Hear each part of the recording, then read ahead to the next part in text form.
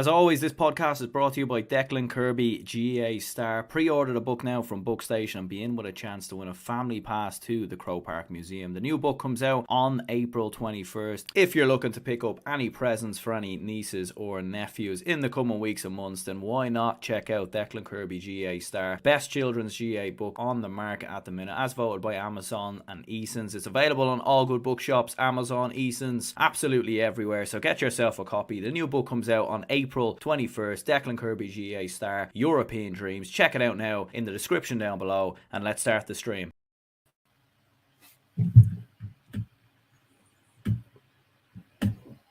Welcome back to GAA Fan TV. My name is Aaron. It's the game day preview for this weekend's Allianz National Football League action that's happening this weekend. It goes down to the final day, and there is so much to play for on the final day in the Allianz National Football League. This might be the first league, potentially ever, where almost every team has something to play for. I mean, other than Down, who are obviously, of course, relegated from Division 2, and, you know, Galway are obviously already promoted in Division 1. I mean, there's a few teams that already know their fate, but the vast majority going into the final day do not know their fate yet. And that is what makes it so exciting, because there is so much going on everywhere across all four divisions. You know, Division 1, the relegation battle, you know, every team, every game in Division 1 matters on the final day, because, you know, there's four teams very much still in that relegation scrap. Some teams can still get into the league final as well. Obviously Armagh, Mayo can still get in the league final. Even Kildare as well could still somehow make it into that league final, and we'll discuss that as well. Division 2, big game, Roscommon and Galway. Can the Rossies get into that Division 2 promotion place and secure promotion back to Division 1 once again? Cork and Offaly meeting in a huge game down at the bottom of Division 1. Every game matters in Division 3. And Division 4, you've got some big matches there as well, no doubt about it. So if you're new to the channel, if you could smash the like button for anyone who's watching live as well, be much appreciated. Helps the channel grow and all the rest. And I do appreciate all the recent comments and everything else, and recent subscribers and everything else helps the channel grow, and it's brilliant stuff. Match Attacks Kid says, hi, how are you doing, mate? Hope all is well.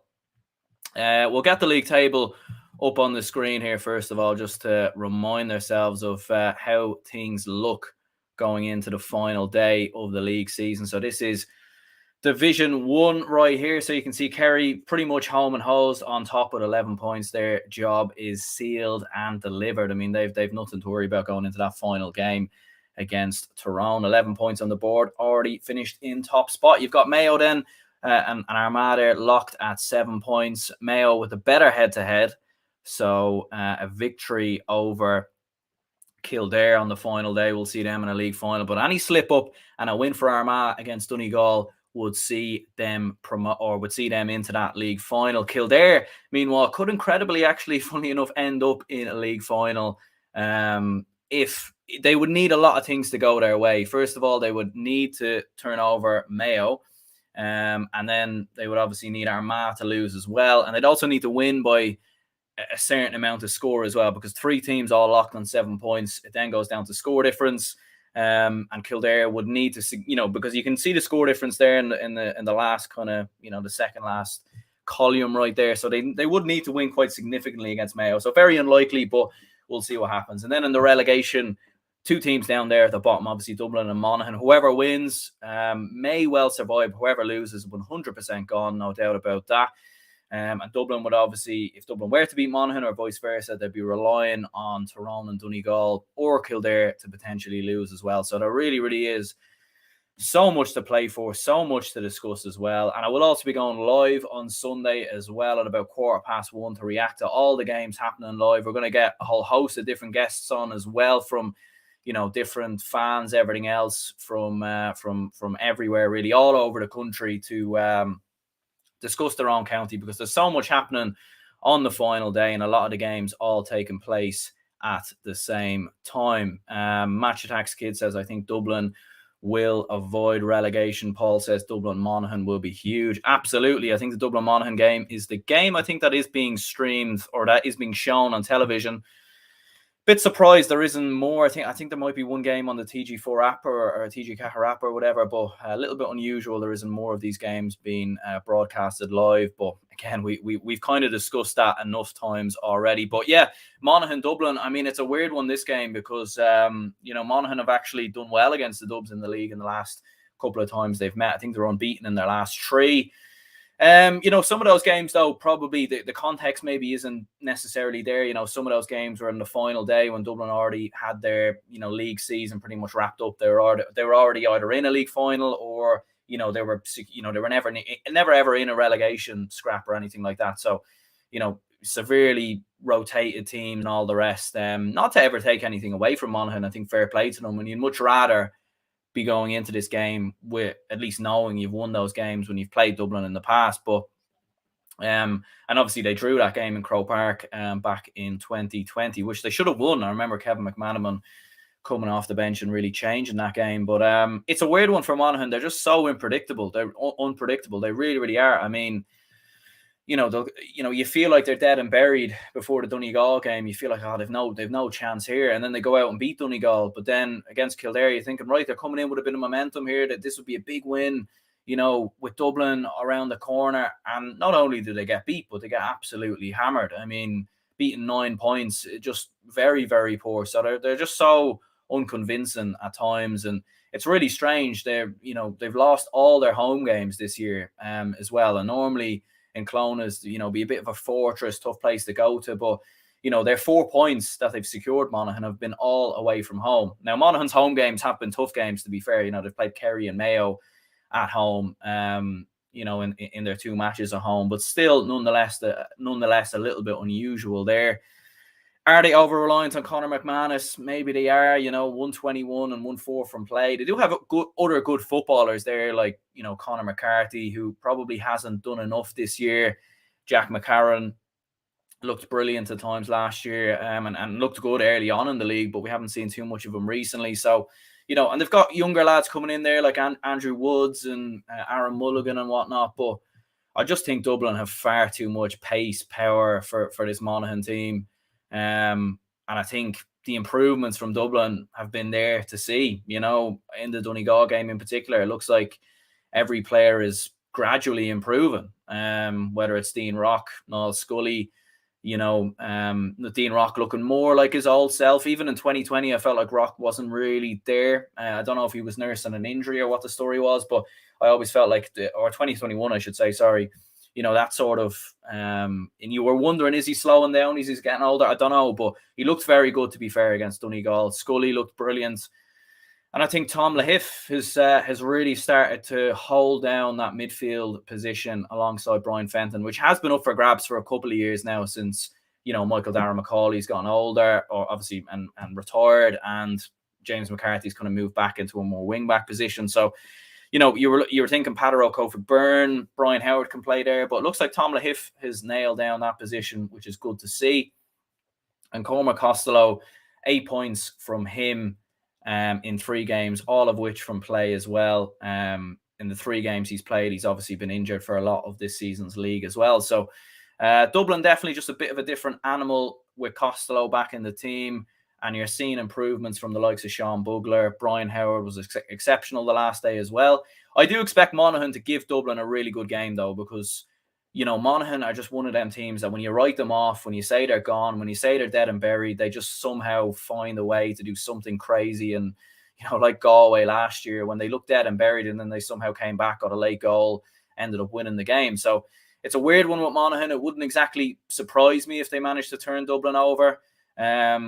Because they do seem to have that within them. They seem to do this quite a lot. But just looking at Dublin's form, the way they played against Donegal, obviously I gave Dessie Farrell a bit of stick in the opening couple of games. And look, you can't erase those four games of the league.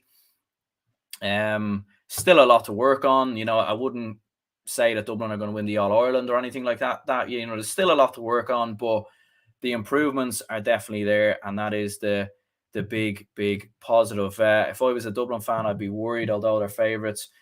Monaghan always produce in games like these. You can never, Mash Attacks Kid says, you can never bet when Monaghan are playing.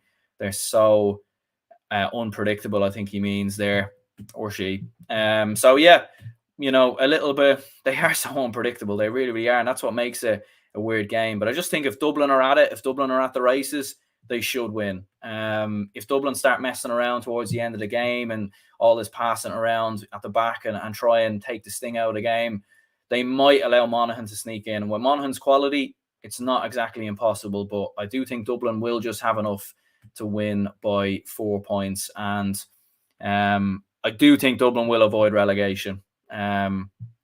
Incredibly enough, Workmail says Banty seems to pick 7 or 8 players in their natural positions, and it's as if he places the remaining players' names into a hat for random selection. Not a good replacement for Malachi O'Rourke. Yeah, the Banty McEnany appointment was always one that kind of confused me because obviously he was in charge before Malachi O'Rourke, so he knows the players and all the rest, but it just felt like a very easy appointment. It was kind of like we'll give it to him because it's the easy one. We know him, like kind of that kind of thing. So I don't really know. Like it's a weird one with Banty. Like you think 2020 as well when they got knocked out by Cavan in that Ulster Championship, they'd look back on that one. So I don't really know. Pressure is definitely on for them, I think. And if they do get relegated, it might just be the nail in the coffin. And I think they will. Unfortunately, I do think Dublin will have enough to win it by 4 points. You've then got Mayo and Kildare. Look, I don't think there's any need to hit the panic button for Mayo fans after last weekend. I've seen a lot of people criticising Mayo last weekend and everything else. And obviously all the changes that James Horan made, putting Aidan O'Shea in there at centre-back, Rory Byrne coming in goal instead of Henley, Dave McBride, Donald McHugh coming into defence. A lot of changes, a lot of different players in there, very heavily rotated. But it's not the end of the world.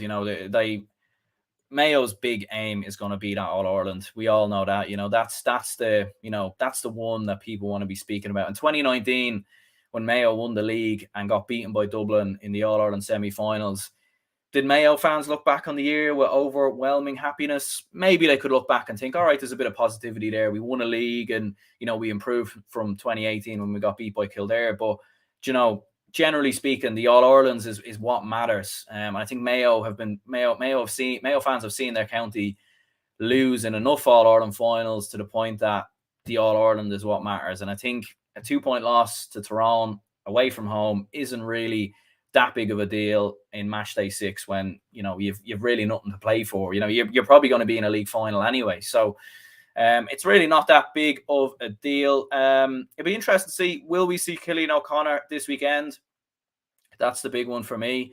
Maybe the team might have been announced already. I'm not sure. I haven't seen it. But, James Horan was saying that Cillian O'Connor would be back by the time the league ended. So will we see him come off the bench or something like that? I don't know. But I do think Mayo will want to produce in this game because they'll want to build a bit of momentum before that Galway game. If Galway go and beat Roscommon, and then, Derry in the league final, they'll come in with a lot of momentum, a lot of confidence, and they'll really fancy their chances against Mayo. Whereas Mayo, if they come in on the back of 2 defeats to both Kildare and Tyrone, there might just be a little bit of negativity that might creep into the team. And, the last thing they'll want to do is get beat by Galway in that Connacht semi-final or quarter-final or whatever it is. So, I think they'll want to build momentum coming into this game, and I think they'll want to really stake their claim. Ryan O'Donoghue's obviously been brilliant this year with 129. We know the quality that he has. 1 goal and 29 points this year.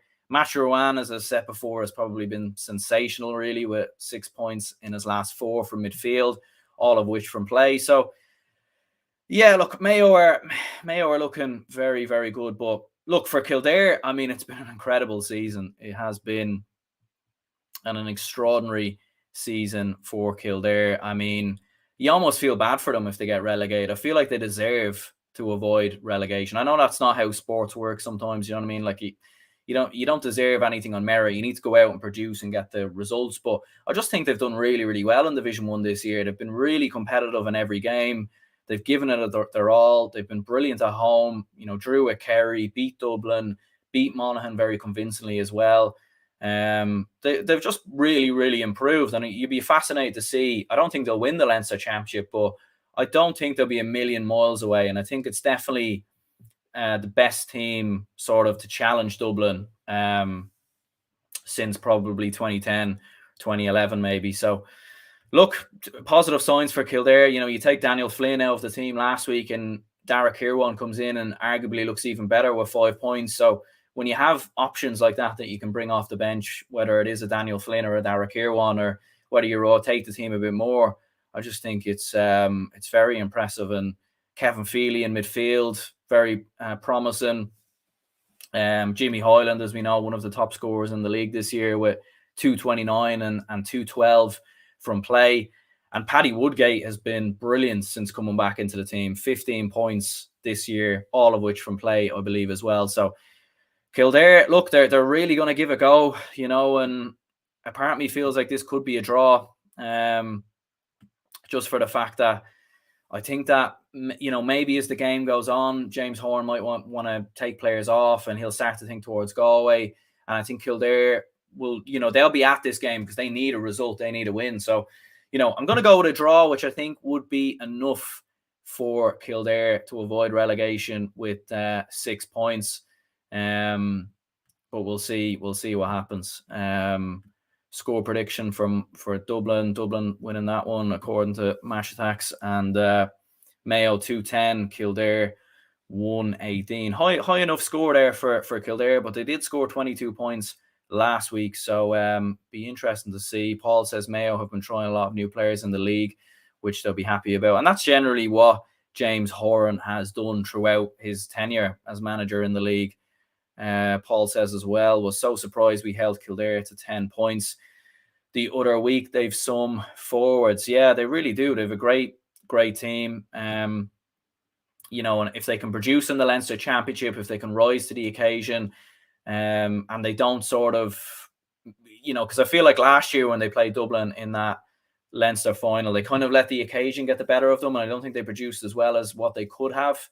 That was probably one of Dublin's easiest games of the whole year. And I think Kildare are definitely a lot better than that.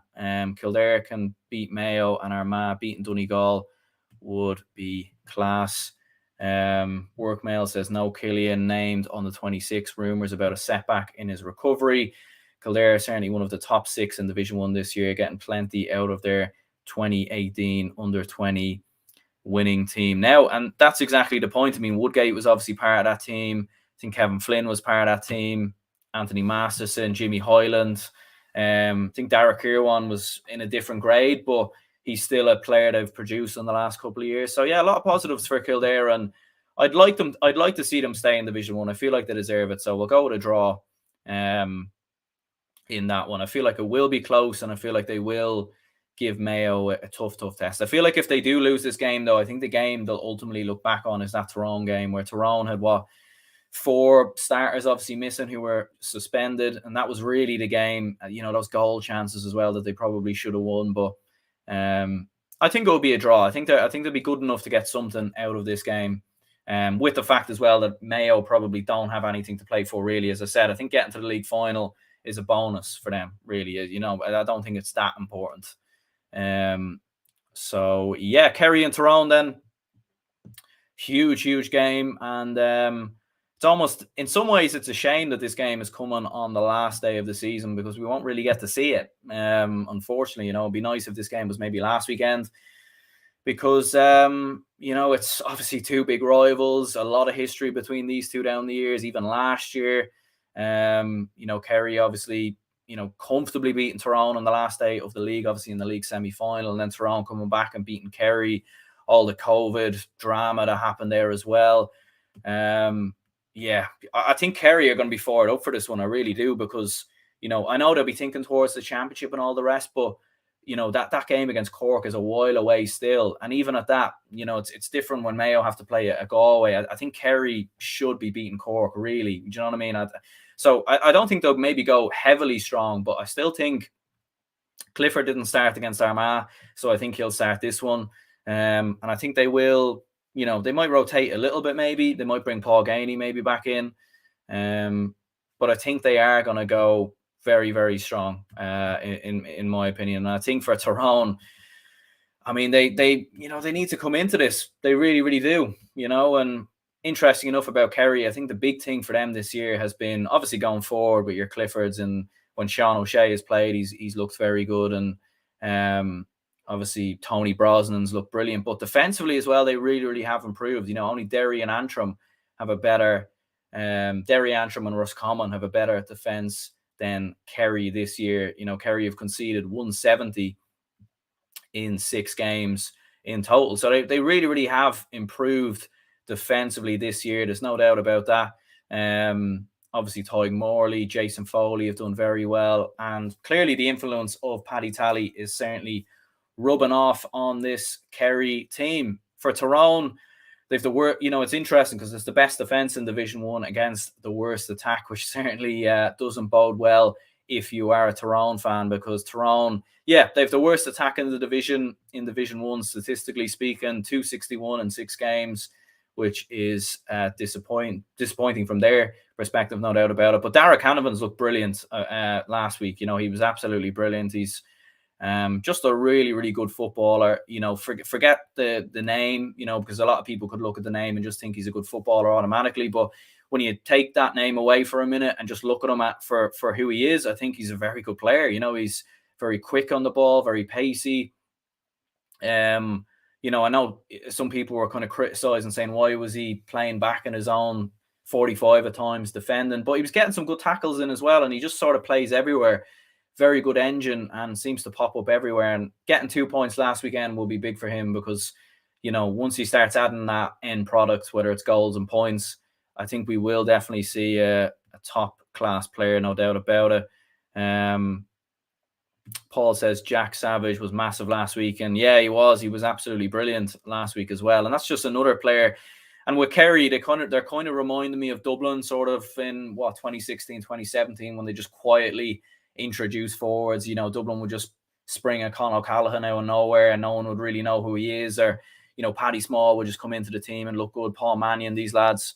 Kerry are just starting to do that. We're just quietly introducing players in the league, and they're just, there isn't a drop off at all. There really isn't. What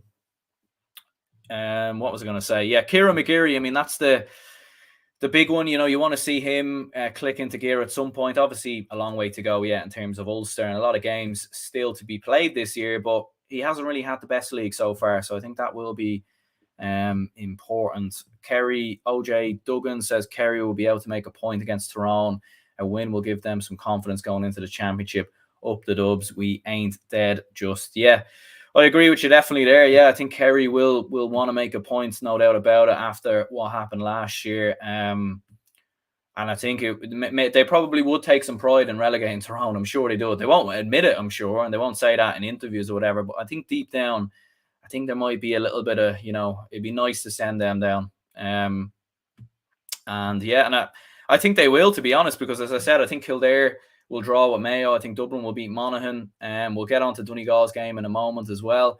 But I do think Tyrone are going to get relegated. And look, it's not the end of the world completely. You go down to Division 2, you should probably have enough quality to come back up in a year. But the problem when you go down to Division 2 is the lack of coverage, the lack of exposure.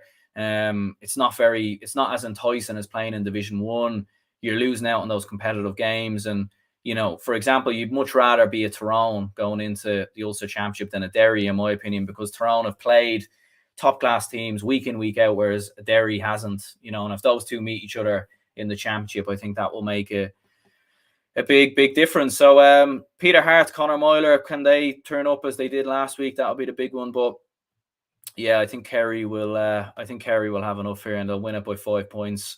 Look, you can never write Tyrone off, and they're one of them teams that seem to, produce. They beat Kerry and Mayo en route to winning the All-Ireland last year.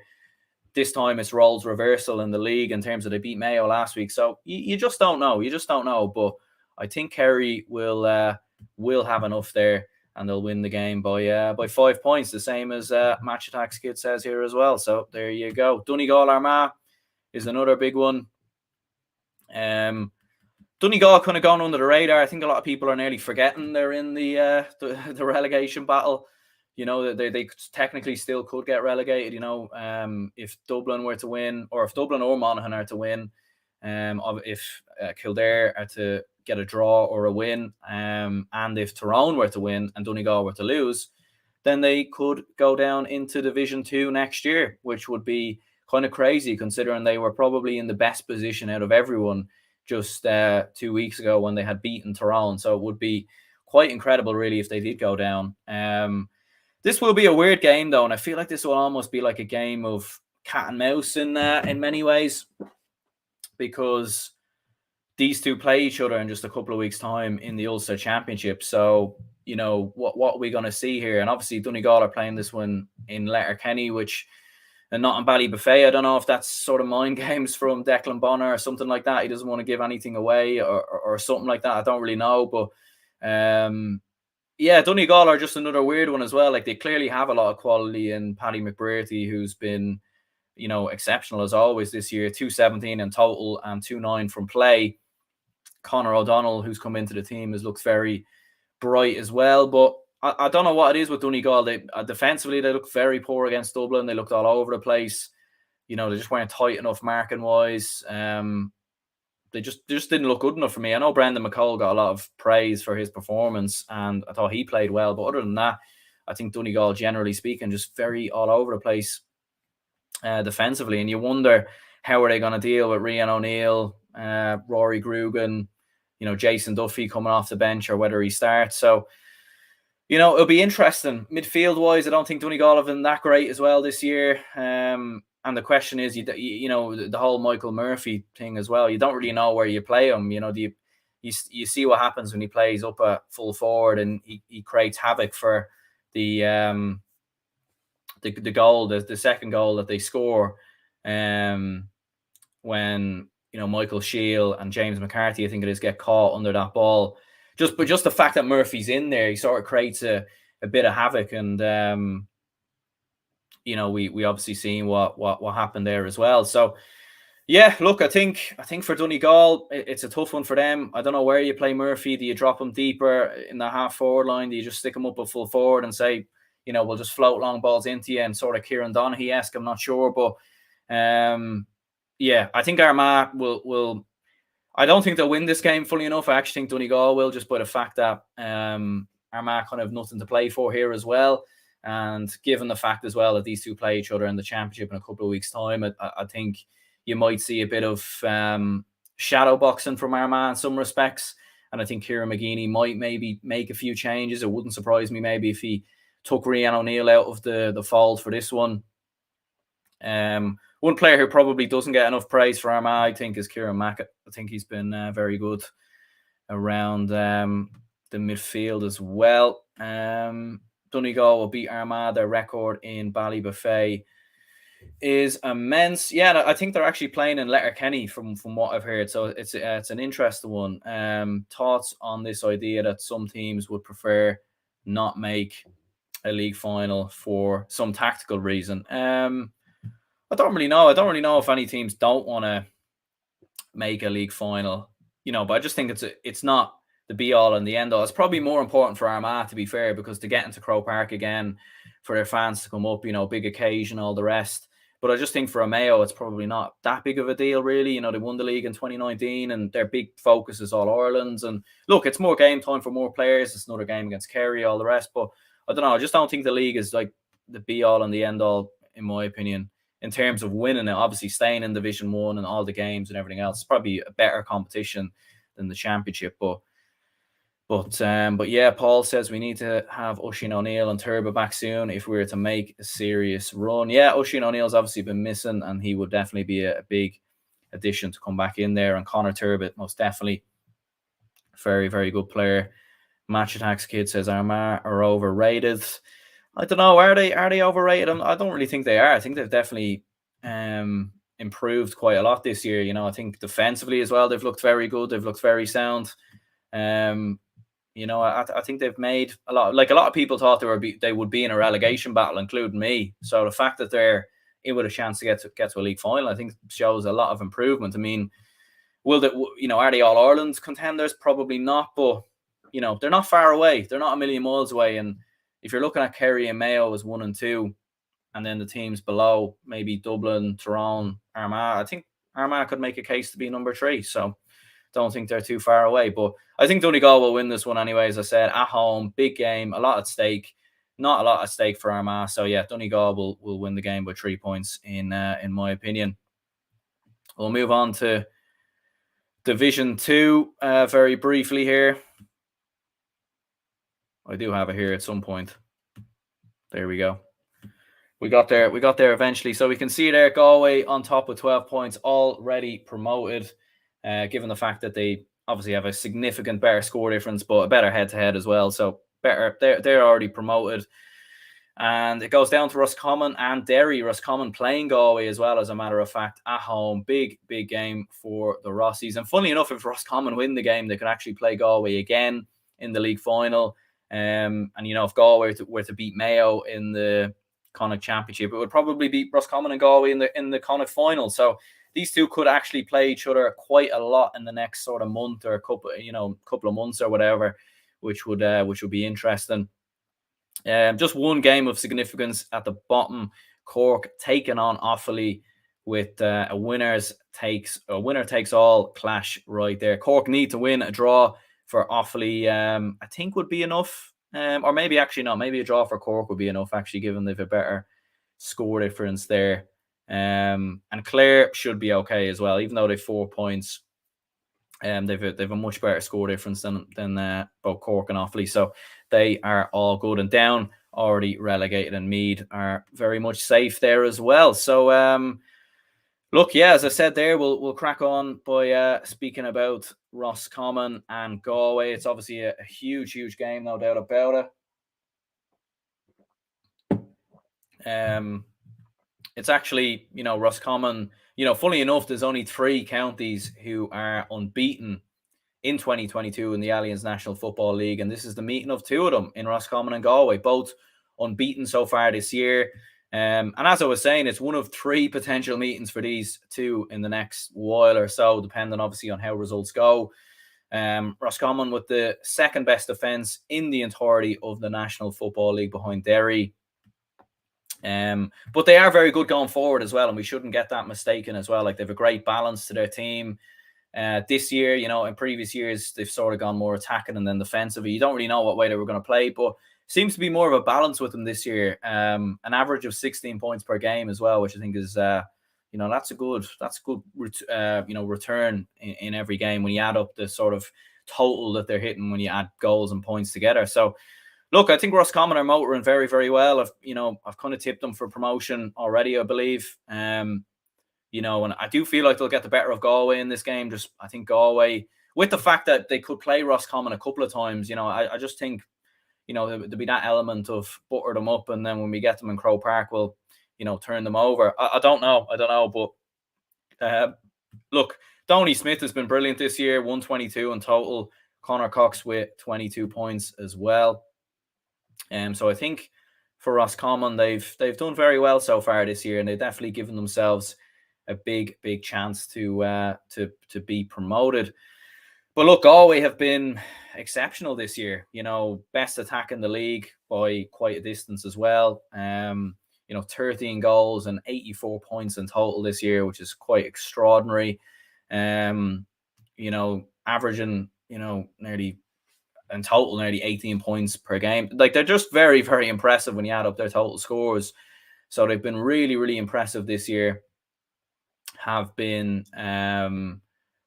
Galway actually averaging 214 per game if you want to get all statistical there. But yeah, look, the main thing is Galway are just brilliant at going forward. Whether it's Shane Walsh who's contributing and doing brilliant and shooting the lights out, or you've got Desi Kennedy who hit 1-2 the last day. Matthew Tierney hit 1-3 as well. So they just have all sorts of options in attack. And, Tom O'Callaghan can come off the bench. Robert Finnerty looks very good as well. So it will be tough for Roscommon. And although Roscommon do have a very good defence, as I said, Derry had the best defence in the league. And we've seen what Galway done to them last week. So, you just don't know. Galway could easily just turn up and roll over Roscommon. But I don't know. I just think Roscommon, with the fact that there's so much at stake, we'll see what happens. So yeah, Sir Klopp says I completely forgot a third team can get relegated. Don't think so. I don't know. I'm pretty sure that's not the case. Galway look primed to take Mayo out on April 24th. I mean, they're definitely motoring pretty well. They're going pretty well. Still maybe a bit of a worry defensively, when you look at what they've conceded as opposed to some other teams, to the likes of Derry and Roscommon and some other teams kind of at the top of their divisions. There would be maybe some quite worries there defensively. But, it's one of them things. They have improved quite recently defensively. Let's see what Galway are like when they play a proper team. And yeah, look, I would still fancy Mayo to beat Galway at this moment in time, but I do think Galway have definitely improved, and even in the last couple of games, they've gotten better defensively as well. So, sideline view with Arrow O'Connor says here, Conroy suspended, Shane Walsh and Comer potentially injured. Hopefully, Ross win, and we have 3 Connacht teams in Division 1 next year. Well, there you go. Yeah, I mean, Conroy obviously suspended. Yeah, he got sent off last week, didn't he? So that makes sense. So that'd be obviously a big loss. And I mean, if Shane Walsh and Comer are injured, like even if there's a little niggle there or a little knock, I just don't think Pádraig Joyce would want to risk them, especially with Shane Walsh, because we've seen in the past when he has been injured for Galway how much of a loss that is to the team. So yeah, I think Roscommon will have enough here. I think they'll win it by 2. It depends. Gavin says here it will depend on how Galway take it seriously. They might focus on Mayo, and that's exactly the point, isn't it? I think the main thing really is promotion. Like, is it that big of a deal winning the Division 2 final? I just don't. They're hardly going to have parades in the streets and in Galway. If they win the Division 2 final, so it's just not that big. It's not. They'll obviously try and win it. They won't go up and give the game away, but I do think they'll be looking at that Mayo game now seriously. And if they do have any slight injuries or slight concerns, I just don't think they'll be risked. It just wouldn't make sense. It wouldn't be logical for Pádraig Joyce to do that. So yeah, I think Roscommon will have enough here, and I think they'll win it by 2. I mean, if these two were to meet in a Connacht final, could be a completely different story. I would say I do think Galway are the better team, but I just think in this game, Roscommon should have enough there. Meath and Derry, interesting one as well. If Roscommon do slip up against Galway, that will obviously leave the chance for Derry to take advantage. And Gavin was saying here earlier as well, do you think Meath could take on Derry? I mean, look, Meath looked very poor at the start of the league and they've struggled, but they, fair play to them. They've got results, and maybe they've had a little bit of luck along the way with late goals. And I think the Clare goalkeeper was, I don't know what, I heard he was out over his nearly at his 45, and then Meath ended up getting a free score. From what I've heard. So maybe they've gotten a little bit lucky along the way, but look, you need to make your own luck sometimes, and I think they deserve a lot of credit. They really, really do, because they're improving, they're getting better. Harry Hogan looks like a great player to come back in goal. Maybe they've finally solved that goalkeeper crisis that they've had in recent years. Jordan Morris looks, back in form, looking more like the 2020 sort of Jordan Morris that we've seen. He scored 117 this year as Meath's top scorer, and he's actually been scoring a lot of them in the last couple of games as well. You've got Ronan Jones back in the side as well, Donald Kyogan, all these lads. So Matthew Costello. So, Meath are looking pretty good and maybe going under the radar a little bit as well. Everyone's maybe talking about Kildare being, the closest sort of challengers to Dublin and Leinster. So, maybe Meath going under the radar helps them a little bit, takes the pressure off, and who knows what they can do. They definitely have a lot of quality there, but it's obviously a step up going up against Derry. And I think for Derry, they want to finish the league on the high. Even if they don't get promoted, I think they'll want to put right what happened against Galway, because it was definitely a very un-Rory Gallagher performance. To concede 4-11, a little bit unusual for Rory Gallagher teams to concede that much. So, he'll definitely be motoring into the lads, and you would definitely expect the response this weekend. And although it will be tough going away to Meath, but you would see, Meath have nothing to play for in this game. They've obviously finished up they're obviously not getting relegated or anything like that. They're not going to be getting promoted. So, they'll obviously want to continue the momentum going into the Leinster Championship. But I would fancy Derry to win this one, in my opinion. Emma Bradley looked good the last day with 3 points. Ciara McFell with 3 points in there as well. So I think Derry are looking pretty good, and I think they'll win this one quite comfortably, to be perfectly honest. I really do. Meath in a much better place. Wouldn't write them off at home to Derry. Still think Derry will win by 3, as they have Division 1 in their sights. Yeah, I'd agree with that as well. I think 4-point win, 4 or 5 point win. I think for Derry, in my opinion. I do still think they're a step above Meath at the minute. But look, it was only a few years ago where Meath looked very good as well. They clearly do have a lot of quality. It just hasn't worked this year.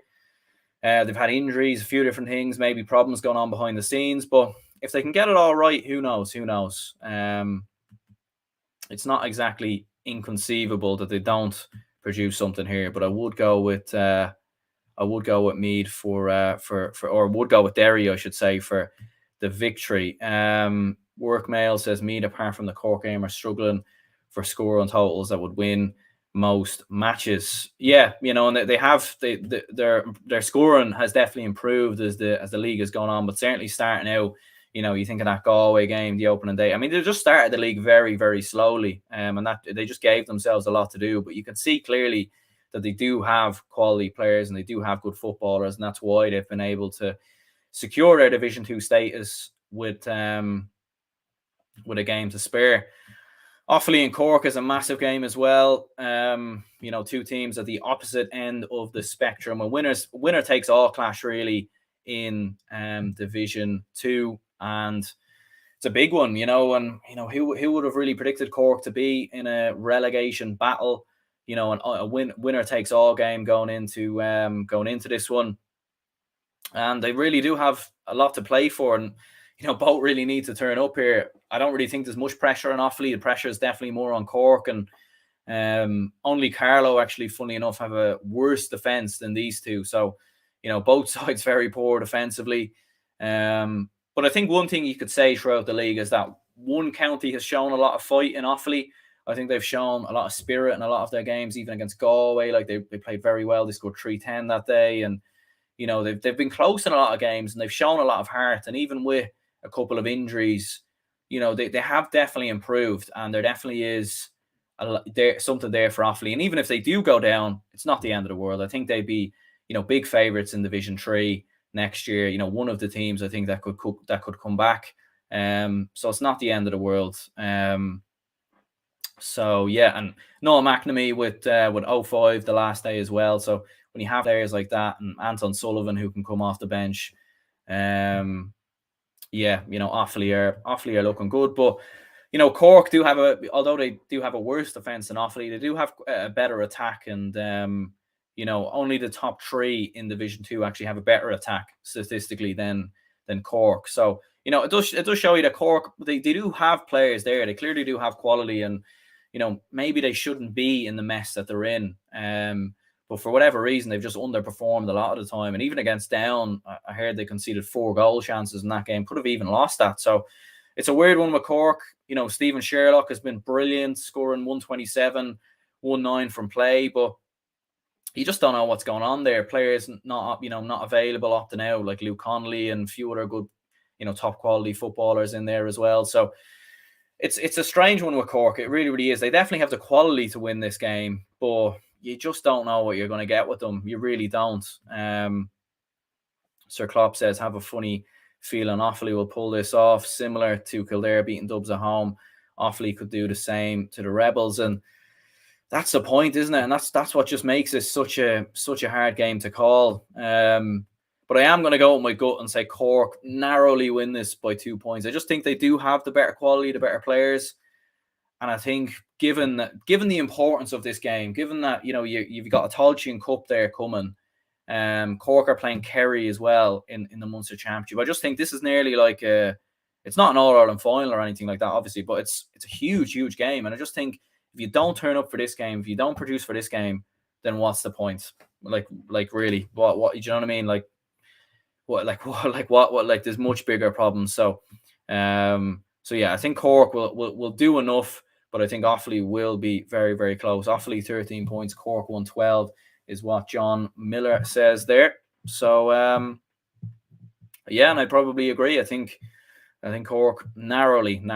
But yeah, Down and Clare, there's nothing to play for in this game at all. Down are already relegated, and Clare, even though they're on 4 points, they will have enough. They have a better score difference than both Offaly and Cork if that was to be a draw, and they have a better head-to-head. Or obviously one of those teams has to win, so they will be safe. There's no doubt about that. But from a Clare point of view, a little bit interesting. They've been on a bit of a bad run in the last couple of games, which has been a little bit unusual from their point of view. They've a run of 3 straight losses now, and the last 4 actually without a win, which is a little bit unusual from Clare. You'd usually associate Clare with a lot of fight, a lot of heart, a lot of determination, and maybe they should have come through the Meath game. They were leading late on in that game, and Meath came back, so maybe they should have won that. There's a couple of games where they could have went here or there, but look, I think for a county like Clare, I think you want to try and, like, for the work that they've been on and the work that Com Collins is on, I'm sure the fans and the team are looking more towards promotion, but I do still think staying in Division 2 is a positive for them, and it helps them build towards a Munster Championship where they're actually on the other side of the draw as well. Like, they're avoiding Kerry and Cork potentially. Well, they're avoiding Kerry, let's be honest, until the final.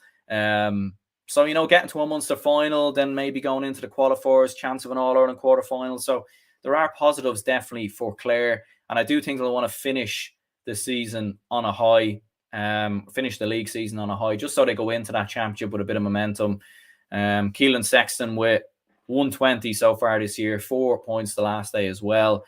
And Down, yeah, I mean, what do you say about them? I mean, worst attack in the league, and just an absolute mess, unfortunately. And you feel bad for Down supporters, because they clearly have talented footballers in the country, but for whatever reason, the club championship there seems to be more important, seems to be the bigger competition than playing for the county.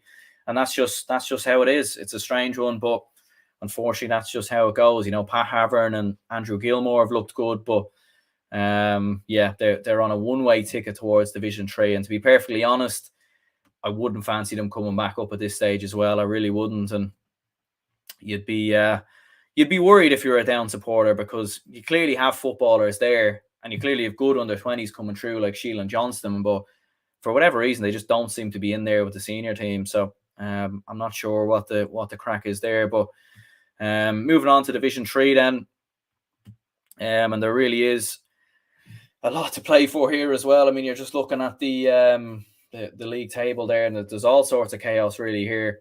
But Louth obviously on top with 9 points, and win for them against Wicklow, which you'd fancy them to win, it will be enough to see them promoted. Limerick the same, they have the advantage going up against Fermanagh, so big game for Limerick there as well. But if Limerick are to slip up, then Antrim and Westmeath, who do both play each other as well at Corrigan Park, maybe one of those two can sneak into the top 2 positions there and give themselves put themselves in the promotion places.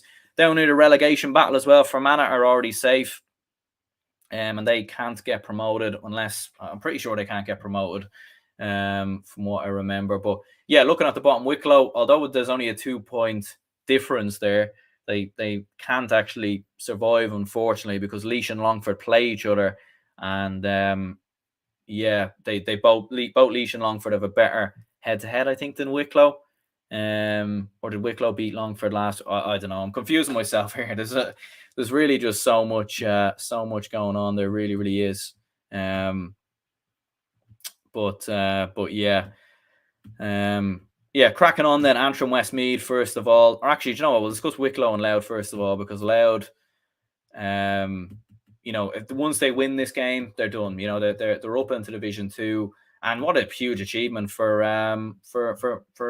Mickey Hart, coming in there, a side that was in Division 4, a team that had lost every game in Division 3, a team definitely on the slide. They clearly had a top forward in Samuel Roy, because I remember before Mickey Hart, he was doing quite well. He scored, I think, in every game in their defeat to Longford or something like that. But fair play to them. Louth have really gone.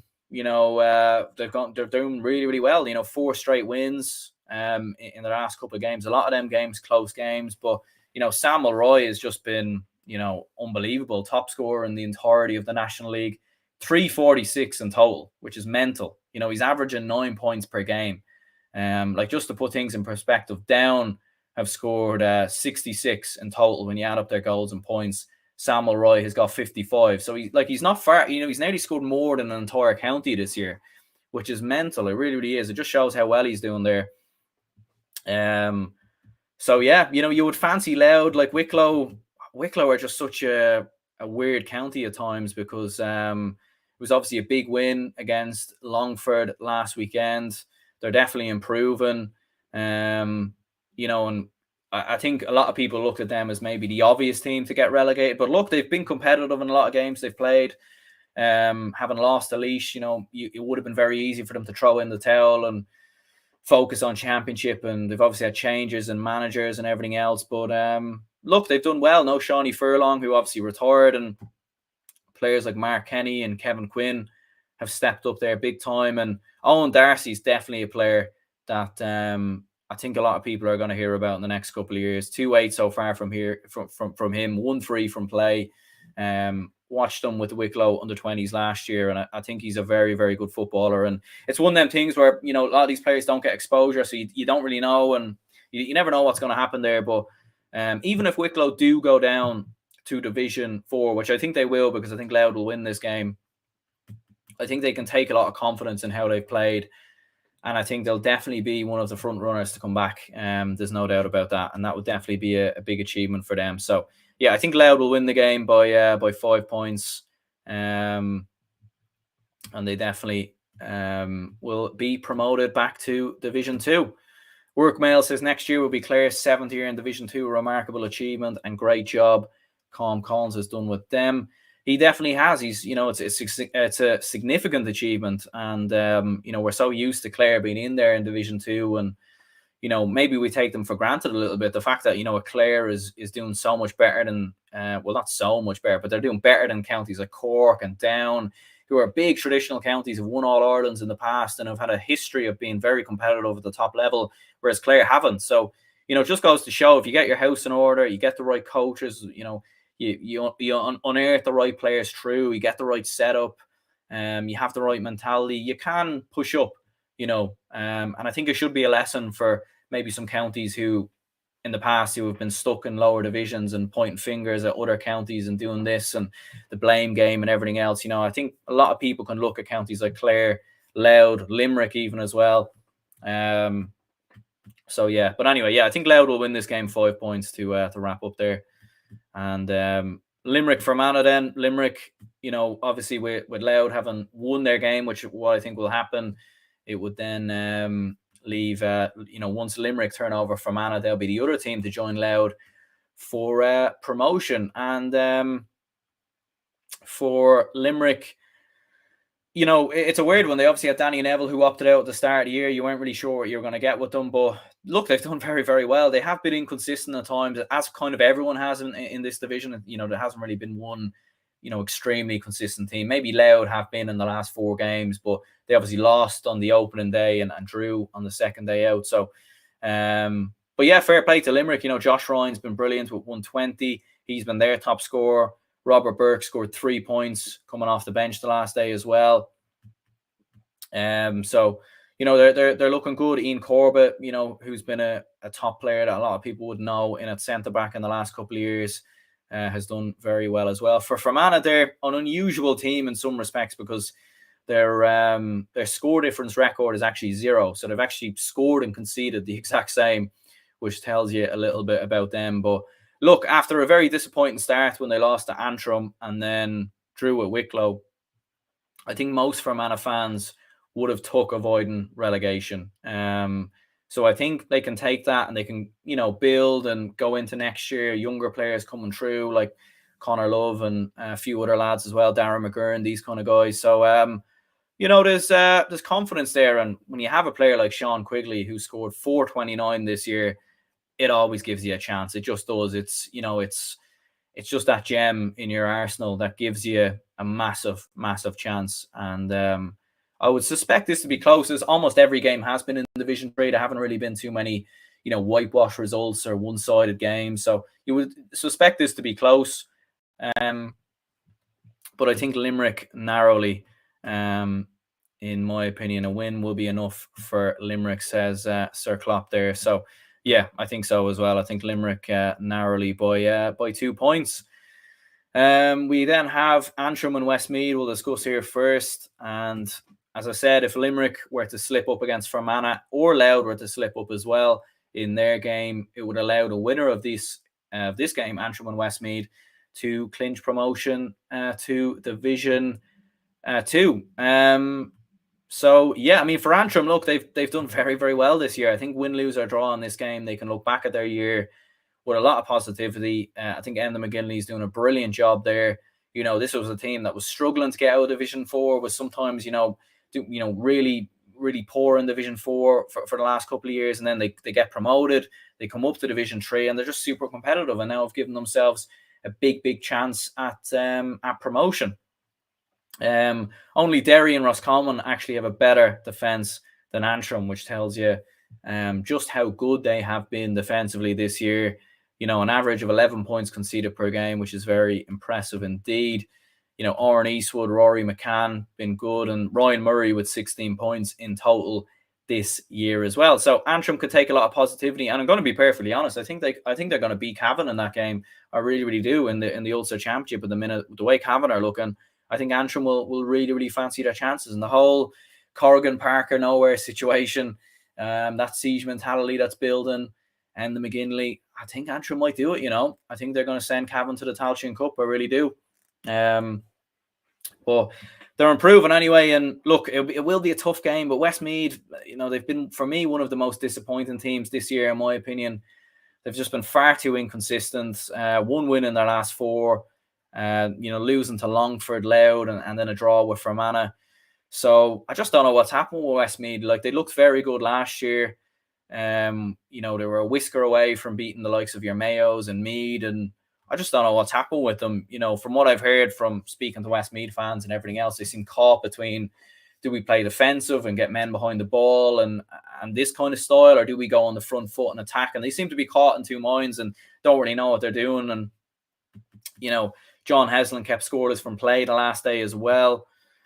In that draw with Fermanagh, Ronan O'Toole with 2 points. Luke Loughlin's up good, 1-5 in total this year, but since coming back into the team. But yeah, I think Antrim are going to do it at home in Corrigan Park, where they've looked very good this year as well. And I think Westmeath have just looked very inconsistent in the last couple of games. One win in their last 4, as I said, and I think Antrim will fancy their chances. I really do. Danny Allen says James McCarthy has been massive difference for Dubs. McCarthy's one of the greatest players ever to play the game. Dublin's greatest player. Get Con back. Dubs, I think, could still win. Sam, yeah, look, I definitely wouldn't rule Dublin out. There's no doubt about that. They won 6 All-Irelands in a row. They clearly have the quality there. And a lot of those players, that spine of the team is still very much there. Obviously, no Cluxton, but, you still have Mick Fitzsimons in the fence. You still have Fenton, McCarthy, hopefully Con O'Callaghan, as well, although there's rumours that he's taking a year out. So there's still a lot of quality there, no doubt about it. Antrim to get the job done, but it will be all in vain. Can't see Limerick bottling it. Yeah, and that's the point, isn't it? But at the same time, they'll take a lot of confidence from how well they've done this year. And given this was their first year in Division 3 for quite some years, actually, they'll build quite a lot, and I think they'll be one of the contenders definitely to come back from, or to be promoted next year. As I said, you're looking at Down, who are coming down, pardon the pun there, living up to their name, the county, but they're obviously going to be in Division 3 next year. I just don't think they'll be promoted. I think Offaly or Cork, will have a chance, but I think Antrim have given themselves a big chance. So yeah, I think they'll win it by 2 points. And then last but not least, in Division 3, Laois and Longford. Again, it's kind of funny how a lot of these counties are playing each other on the final day, like these kind of all or nothing relegation clashes. It's kind of interesting how a lot of them have somehow ended up playing each other on the final day. You think of Dublin and Monaghan in Division 1, Offaly and Cork in Division 2, and now Laois and Longford in Division 3. So yeah, it really does set up a grandstand finish, and Laois are a weird one because they've been another team that's been very disappointing in this division alongside Westmeath. Having got to the O'Byrne Cup final, they've looked pretty good, and they've clearly shown a lot of promise there, getting to that O'Byrne Cup final. But I don't know what's happened. They look good. They lost to Westmeath, and suddenly, they've had a lot of inconsistent results, draws with Antrim, defeats here and there. Good win against Wicklow, and then next week go out and lose. So it's just been a weird one for Laois. They've been very inconsistent, and for them to go down to Division 4 would just be, I remember they were in Division 4, I think back in, was it 2017 or 2018? For them to go all the way back down there again would just be a big loss. It really, really would. Look, Gary Walsh has looked good, 224 this year in total. Mark Barry's been a good addition from the under-20, scoring 211, and Evan O'Carroll with 3-5 this year. So they have been scoring. They clearly do have quality, but for whatever reason, whether it's mentality or coaching tactics, I don't really know, but it just doesn't seem to be working for Laois. But Longford, look, they've clearly regressed this year. They've clearly got players missing in attack like Rian Brady and whatnot. Their top scorer this year is a midfielder in Darren Gallagher, which probably tells you a lot. 17 points in total for him. They haven't really been free scoring, quite low scoring this year. Jason Matthews with 11 points. So, look, it's been a tricky year for Laois, but I think at home, with the crowd behind them, with it being a big game, I think they'll have enough. And Longford are obviously coming in on the back of that big defeat to Wicklow as well. So I think Laois will have enough, and they'll win the game by 2 points, and that will be enough to avoid relegation. So yeah, Danny Allen says Antrim have been excellent this year. McGinley has done a great job there. He really, really has. And, I think he'll want to stay with Antrim, I'm sure, and complete the work he's doing there, him and Stephen O'Neill. But if a Tyrone job was to come available in the next couple of years, look, I'm sure Fergal Logan and Brian Dooher, won't be going anywhere anytime soon, given what they achieved last year. But if something comes available, he's the man, I'm sure, that they're going to come knock. He's going to get a knock on his door, I'm sure, because and I think if you're a Tyrone fan as well, it's nice to see that, because you're seeing a manager do very well with a different county with limited resources as well. So fair play to Enda McGinley. He's done very, very well. He definitely has. We'll get the Division 4 table on the screen there.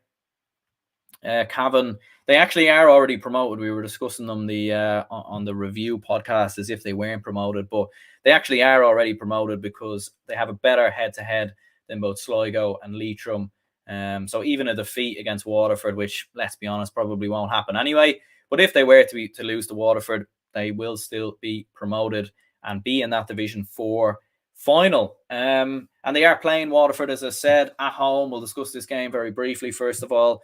Cavan have just looked a little bit all over the place in the last couple of weeks. I mean, I don't know whose idea it was to, schedule a game away in London at 12 o'clock. I mean, I'm sure the Cavan lads were probably out the night before, and maybe the hangover got the best out of them, and they nearly threw it away as well. Like I think Raymond Gallagher nearly kicked the ball in his own net at the end. So it was a close one, and Cavan are a weird one because they're one of those counties that in a lot of their games this year they've been very close. Even when you look at their score differences, it isn't significantly better than the other counties, and a lot of the other counties below them actually have a better score difference than them. So it's a strange one with Cavan. It really, really is. And a lot of their games have been very dramatic, and it always seems to be that way with them. Maybe we should, they shouldn't be on Sky Sports GAA in the championship. Maybe they should be on Sky Drama or something, because that seems to be the case with them. Grode McKernan, their top scorer with 10 points, and Paddy Lynch with 1-7 as well. But again,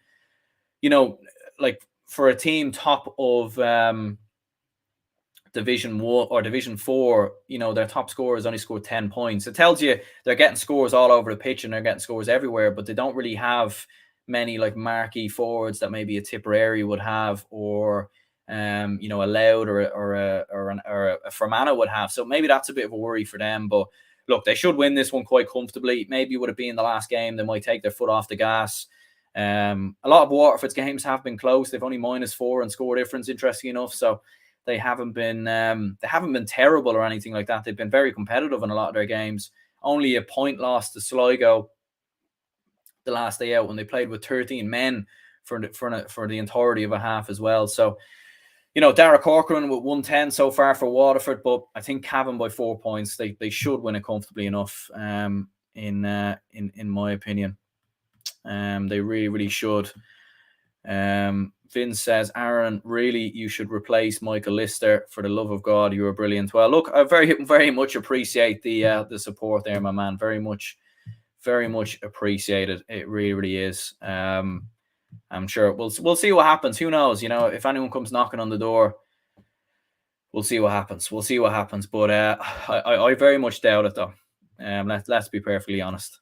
But yeah, Tipperary, London. Tipperary obviously not promoted just yet. They need to win this game, but at home to London, 4 wins on the bounce. They're the informed team at the minute as well after a bit of a sluggish start. David Power has clearly got them firing. At the start of the year, they looked over-reliant on Conor Sweeney. 321 for him in total this year. But they're finding other forwards now, like Mikey O'Shea's hit 2.5, Sean O'Connor with 1.6. So I think they can take a lot of positives.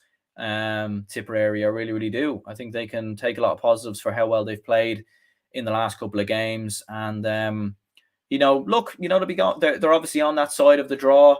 That's more favourable. And the last time they were on that side of the draw, and the last time something like that happened in the Munster Championship, they won the competition. So, look, Tipperary are one of those sides that are going under the radar. Sean O'Connor, who's come up from the under-20s, has looked very good as well at 1.6 this year. So, look, the London fairy tale has been brilliant.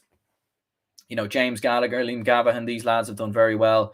But I think Tipperary will win it by 7 points. I think it will be very, very comfortable indeed for Tipperary. And I think for London, their focus now will go into that Connacht Championship game against Leitrim, which, by all accounts, given how competitive they've been in Division 4 this year, I think they'll fancy their chances a little bit. You would still expect Leitrim to be the favourites, but I think Tipperary might fancy their chances. They really, really will. Cavan's third team will still beat Waterford. Gavin says, what's going up with Cavan, do you think? Hard to know. Like, obviously, you don't get to see the games on Allianz League Sunday, and you're looking at reports and what other people are saying. And I don't really know. Like, the thing with Cavan in the league is they always seem to be very inconsistent, and just they could produce one. They're a bit like a Monaghan in some respects, where they'll produce against a bigger county, but against counties they should be beaten, they seem to, freeze a little bit, and the pressure seems to get the better of them. I think at times it's a weird one with Cavan. It is. But yeah, I do think Tipperary in total will win the game. Sir Klopp says London will make life difficult for Tip, as they have done for every county this year, but their away form is a far cry from their games on home turf. Yeah, home they've been very competitive. So yeah, Vince says Cavan's third team would be my Mayo Plonkers. I doubt it, but you never know. Stranger things have happened. Sligo and Leitrim then, as we were saying, if there is any slip up from Tipperary, that will allow the winner of this game to be promoted. And only Galway actually have a better attack than Sligo this year, which tells you how attacking they have been this year. I mean, they've been really, really free-flowing this year, and you'd almost feel bad for them not getting promoted, because I think they've been brilliant. Putting up 28 points, I think I remember in that game against Carlow, and then 319 against London as well. So they've been very, very good. Noel Murphy with 220 this year, Sean Carabine with 20 points.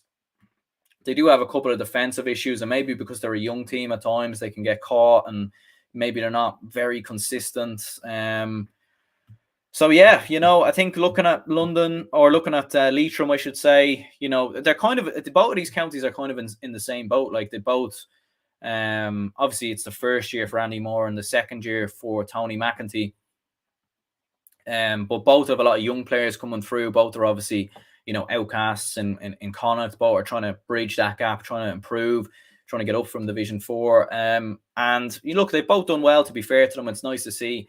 But both Sligo and Leitrim improving, and it would be nice to see one of them be in Division 3 next year.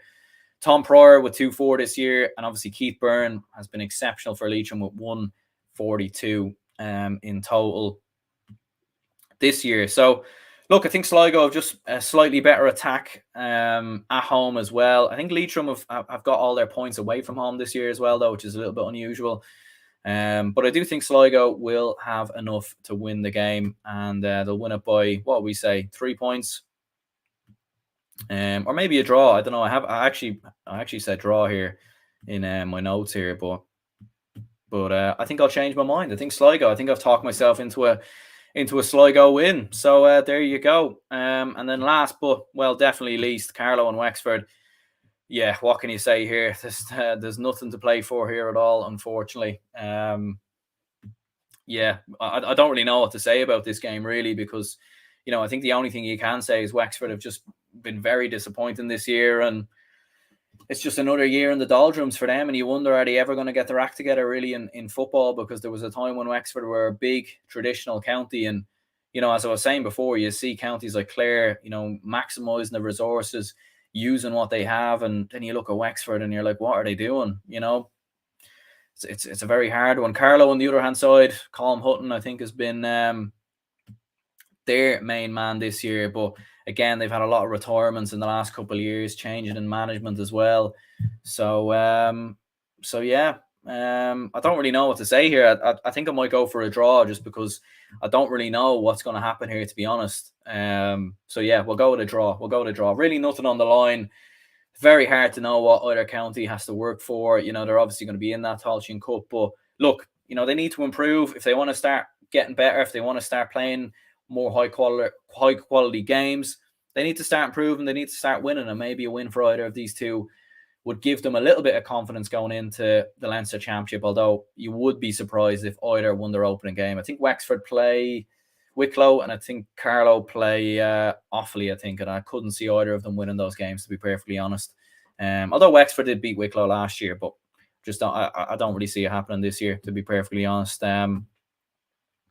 Sir Klopp says this game will gauge where Sligo are in terms of championship. Leitrim will be up for this, but Sligo have been scoring for fun. Sligo by 5 points. And yeah, I would agree, definitely. I think Sligo definitely just that bit ahead of Leitrim maybe at the minute. Realistically, both of these two teams, they're going to be in that Tailteann Cup. Neither one of these are going to make a provincial final. I think Sligo will play, if they come past London, I think they'll play Roscommon in the semi-finals, whereas Leitrim will play either Galway or Mayo. And I just don't see how either of them producing a shock. You'd love to see it, because you love an underdog story. But it's just not going to happen. Let's be perfectly honest. So, but look, a team like Sligo will fancy their chances in the Tailteann Cup. I think they really, really will. And with Pat Spillane Jr. in there as well, and a few other lads, Paul Towie or Luke Towie. I know there's obviously one of the Towies is with Mayo. I'm mixing them up, so forgive me for that. But look, I suppose we'll wrap this up here anyway in terms of player of the week, or players to watch for the week. I mean, there's obviously a lot, and I think Brian Howard was exceptional the last day for Dublin, so it'll be interesting to see him. Tom Lahiff was brilliant as well. If Monaghan are going to have any chance against the Dubs, I think Conor McManus definitely needs to be at it. Be interesting to see Jimmy Hyland going up against that Mayo defence. And could we see a bit of a wonder show from David Clifford again against Tyrone, who I'm sure will want to right the wrong of last year. So yeah, it's going to be very interesting indeed. It'll be interesting to see how Meath actually get on against that Derry defence with Jordan Morris.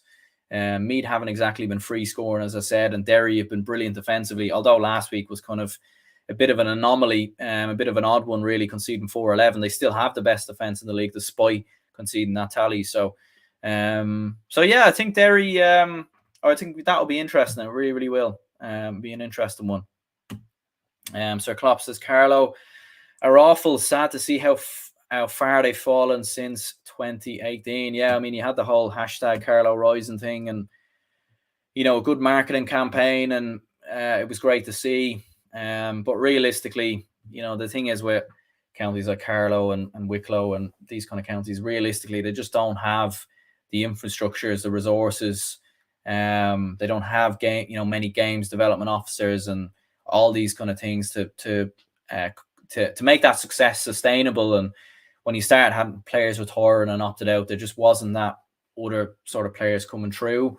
So it was bound to happen, unfortunately, but it is a shame because it was nice to see. I remember Carlow got to a Leinster semi-final, played Laois, and I remember wanting Carlow to win that day because it would have been so cool to see them in a Leinster final. But it wasn't meant to be. It wasn't meant to be. But yeah, we'll go ahead and wrap this up here anyways. If you could leave a like and subscribe if you're listening on Spotify or audio podcasts. If you could give the podcast a rating, that'd be absolutely brilliant. Everything is free on the channel. So yeah, it'd be the least you could do. And it would be, I've been speaking too long and my words are just getting mixed up here now at this stage. But it would be very much appreciated. No doubt about that. And yeah, as I said, I'll be going live on Sunday from 1:15 to do a live watch along of the Dublin and Monaghan game, but we will be reacting to all the other games live as well, and we'll have a couple of different guests coming on the show as well to discuss their county, how their county's going on, and will be a great show, no doubt about it, and will definitely be an enjoyable one. So yeah, we'll go ahead and finish this, wrap this up here. Cheers anyone who tuned in, and I'll see you all later.